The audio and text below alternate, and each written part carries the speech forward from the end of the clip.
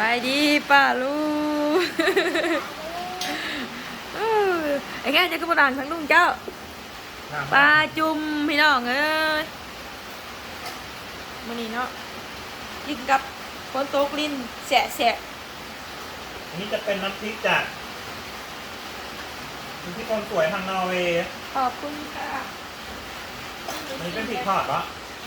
นี่พริกทอดนะนี่ซ้ายมาเลย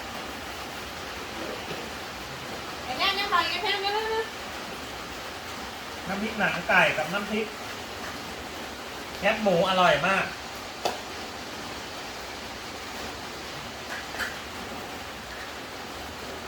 เปิดออกได้นี่เอาลงจุ่มรสมันซุปเหรอผัดก่อน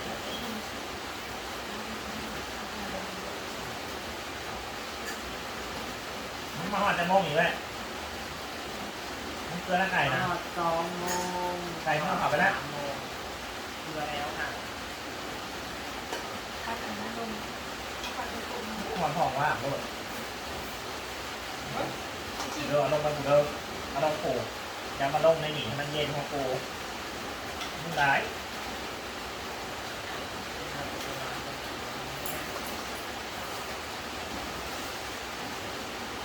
อ๋ออันเสียบ มันเย็นมาก เอาไปเสียบไปแล้วกินแค่ผัดสายขาว ที่ผู้ดูนักเตะกันอย่างวะพี่น้องมาเด้อพี่น้องเด้อนั่งในตัวใส่แค่ไหนบ้าง น้องหอมเหมียวเหมือนกันคือ โอ้พี่ทันคือ รับมือตามาเลยครับไม่เจ้าใส่ยาสลบ โอ้มันเป็นมืออาชีพนะ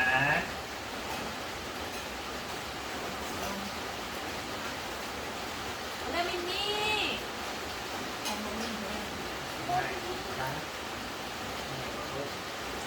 นี่เอ้ย ประมาณยังอยู่กับบ้านปู่ โอ้คนสัมภาษณ์แล้ว ก็เอาพุกมาถือรถก่อนถือที่ สัมภาษณ์แล้วเลย10 โมง 11 โมงนะครับคนจะนอน9 โมงครึ่ง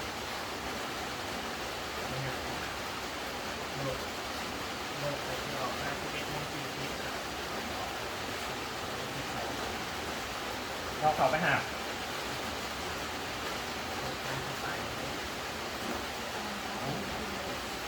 โอ๊ยเธอมากินออกเปลือกโอ๊ยไม่ต้องโอ๊ยหั่นไว้หนักครึ่ง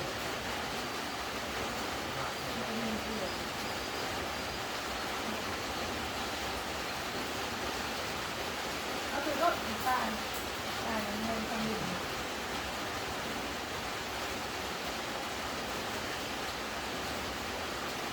ไปพร้อมกันให้บริษัทท่าบ่ายโมงครึ่งบ่ายโมงครึ่งนะครับต่อไป มาบอก ก่ นะ อนเขากินนี่เหรอ ที่แม่ก็ไปก็บ้านชามที่ มาประมาณ ท่าบ้านแล้วก็ท่าบ้านที่แอนโดท่าเกี่ยวกับเอกสารที่เราทำท่าเป็นรายชื่อท่าที่เราแจ้งที่แก้วกับเงินเท่าไหร่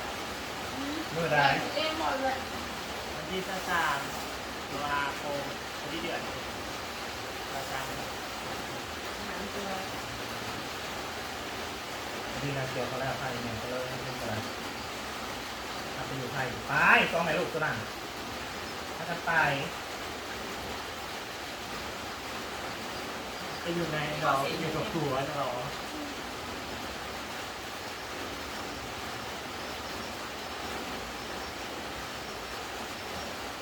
เอาสิแล้วมันแหละเสียงเสียงลงมันไม่ใช่ลง ข้า มาว ก็ป้าทุกคน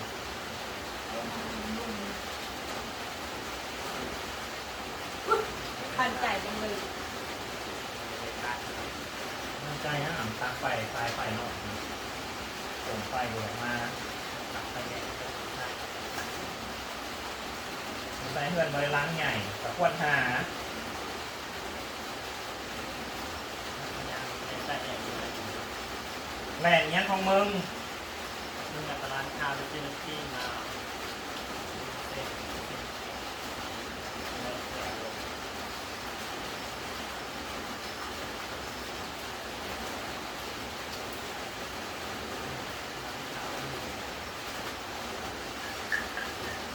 แล้วน้ำจิ้มมันมียังอีกที่เป็นแห้งๆมัน เนื้อปลาด นี่ข่าวเลย ำครับ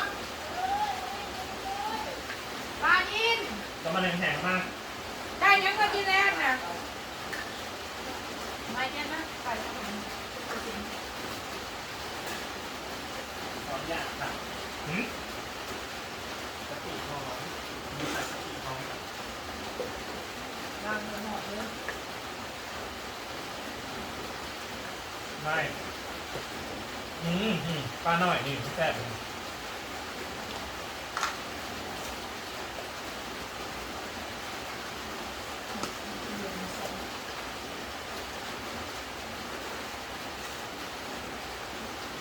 น้ำพริกผัดปลาข้าวสารบานชื่อยาคนรุมเหมือนนี้นะ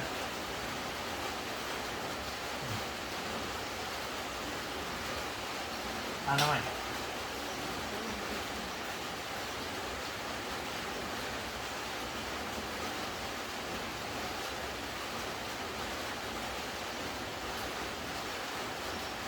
เราก็เข้าทำนึ่งแล้วลงหน่อย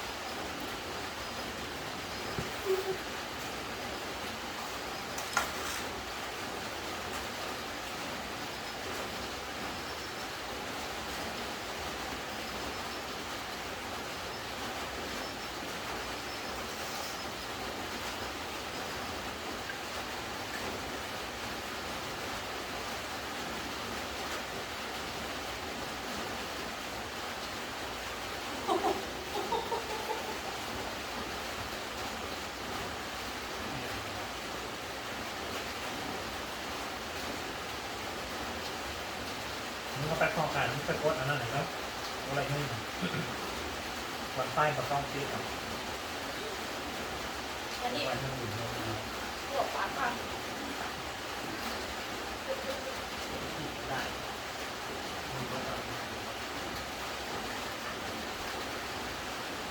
น้ำไม่ถึงหมอเลยแม่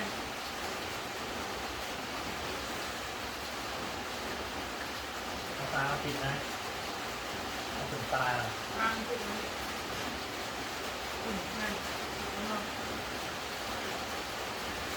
นั่นเธอต้องถูกคุณฉันนะชุดที่เธอ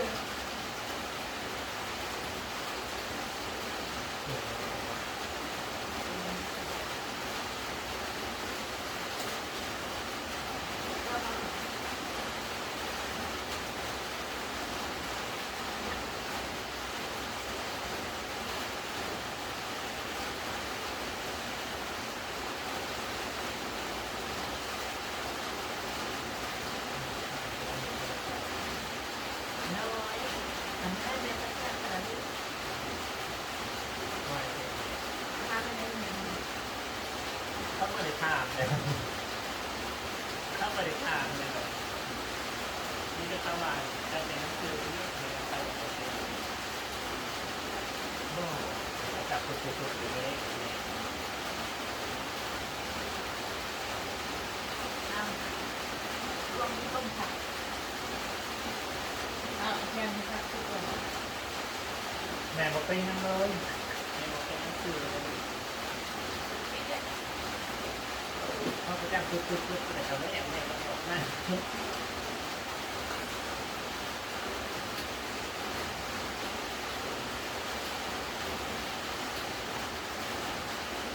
เป็นเมื่อถึงใจ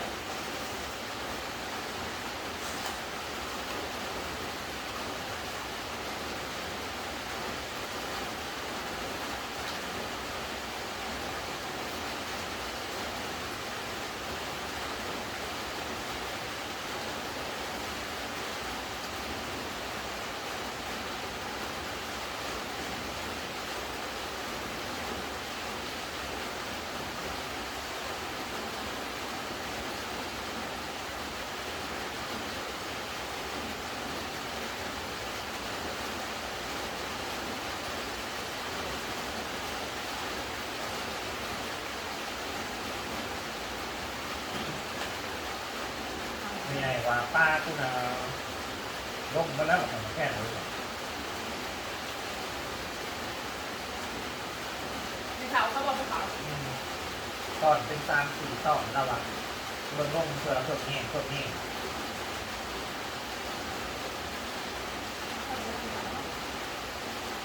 ใช้ได้แค่ที่บ้าน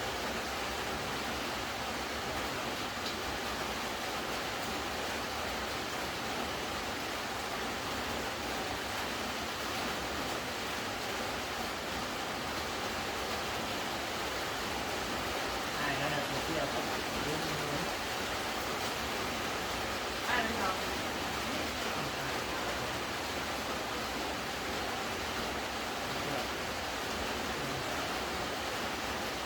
หลายที่จะจ่ายเงินจ้างไป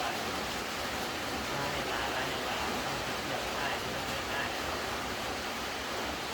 อันนี้คนเขาแก้กินแน่เลยเพื่อนแน่ด้วย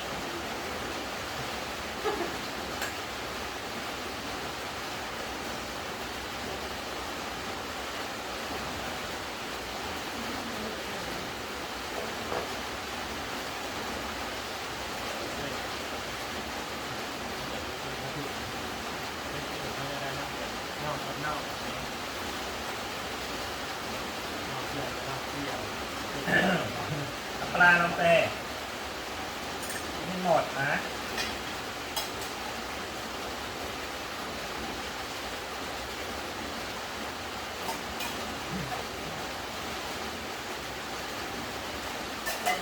ลูกนั่น400,000เนี่ยในบัตร รวมทั้งค่ารวมประมาณทั้งค่า แม่ซื้อ แค่นั้นทำโดยสไตล์ แรกเขาดู ทาง เราผสมมันถือบ้าง ช่วงนั้นภาพ ตัวเนาะ เราบอกประมาณ2 โมงกันแล้วในช่วงนั้นยายยังทำเนี่ย ไปไป เราไปเราไปห้องกันแต่ดูหัวใจอย่าง3 ตอนก็คือนั่นแหละโมตอนแม่ดูไปนะครับจะเมื่อจะขึ้นไปทางใดเนี่ยเรือเป็นขับไปก็เรื่องของงาน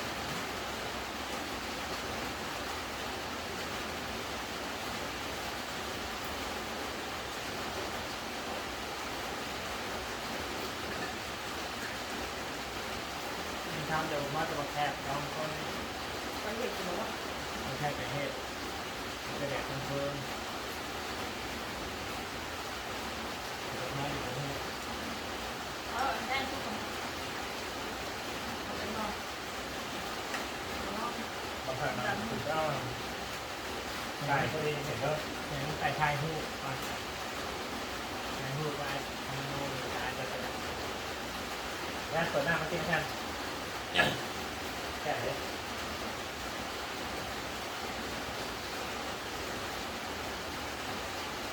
ตัวเป็นนอก เขาเจอกันแต่ทายไม่อย่างเดียวทายเราพร้อมทำต่อ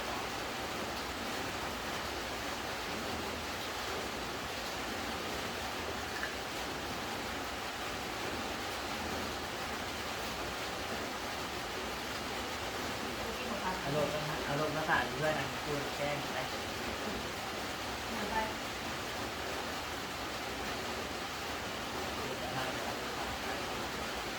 ดูลูกว่าว่าตั้งภาษาให้เหยียบไปเลย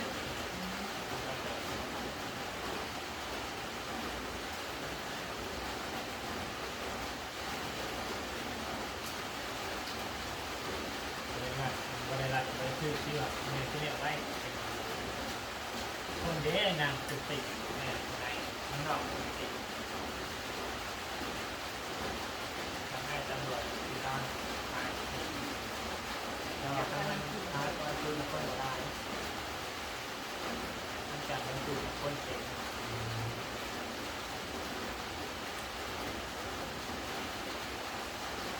ถือไว้ก็ทุก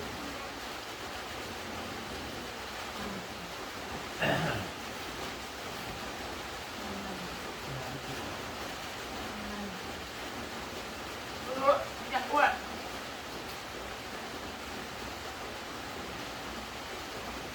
เพิ่มไปเสร็จ แล้วก็อยู่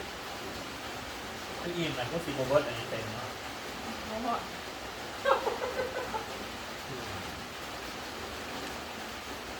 ไม่ห่อนจะเปล่า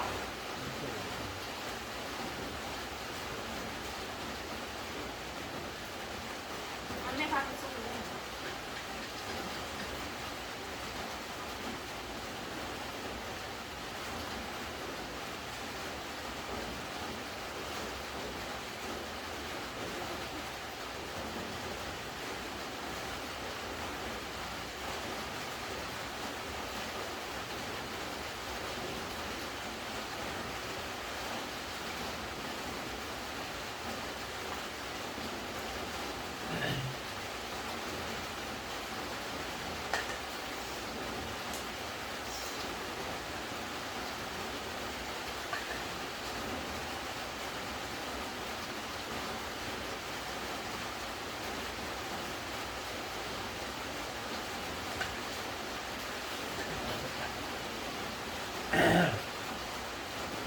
น้องก็เห็นเลยเกิดว่าเอ็มอ่ะ เนี่ยผ้าไป